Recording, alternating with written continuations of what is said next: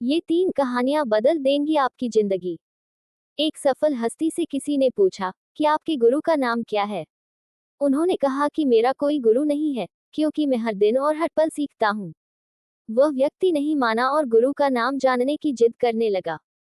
उस हस्ती ने बहुत समझाया कि सीखने वाले के लिए हर परिस्थिति एक गुरु का कार्य करती है। वह जिद पर अड़ा रहा।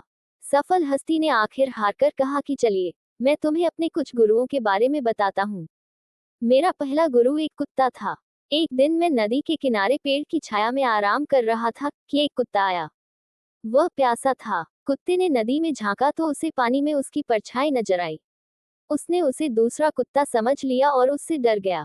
वह परछाई को देखकर भौंकता और पीछे हट जाता, लेकिन बहुत प्यास लगने के कारण वह रह रहकर वापस पानी के पास लौट आता। अंततः अपने डर के बावजूद वह नदी में कूद पड़ा। उसके कूदते ही वह परछाई भी गायब हो गई। उस कुत्ते के इस साहस को देखकर मुझे एक बहुत बड़ी सीख मिल गई। अपने डर के बावजूद हमें छलांग लगाने से पीछे नहीं हटना चाहिए। डर तो सबको लगता है, लेकिन डर के आगे ही जीत है। मेरा दूसरा गुरु एक चोर था। एक बार मैं देर रात किसी गांव में पहुंचा।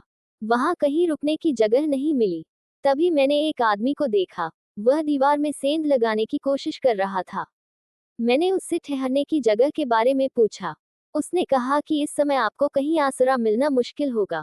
मैं एक चोर हूँ, और अगर मेरे साथ रहने में आपको कोई परेशानी नहीं है, तो आप मेरे साथ रह सकते हैं। उसके साथ मैं 1 महीने तक रहा। वह कभी सफल होकर आता तो कभी असफल होकर। जब वह असफल होता तो भी मुस्कुराते हुए कहता कि आज तो कुछ नहीं मिला, पर भगवान ने चाहा तो जल्द ही जरूर कुछ मिलेगा। वह कभी निराश और उदास नहीं होता। उस दिन के बाद जब भी मैं निराश होता, तब अचानक मुझे उस चोर की याद आती। उसने मुझे जीवन के हर हाल में आनंद लेना सिखाया। मेरा तीसरा गुरु एक स्टूडेंट है। एक कॉन्फ्रेंस में वह अपनी रिसर्च प्रस्तुत कर रहा था। एक प्रोफेसर लगातार उसमें चूक निकाल रहे थे। प्रोफेसर ने उसे परेशान करने के लिए मोमबत्ती जलाई और उससे पूछा कि बताओ, ये आग और रोशनी कहाँ से आई? यदि यह बता दोगे तो मैं मान लूंगा कि तुम इस रिसर्च के योग्य हो। स्टूडेंट से रहा नहीं गया और उसने फूंक से मोमबत्ती बुझा दी। अब उसने प्रोफेसर से विनम्रता से निवेदन किया, क्या आप मुझे ये बता दें कि ये आग और रोशनी कहाँ गई?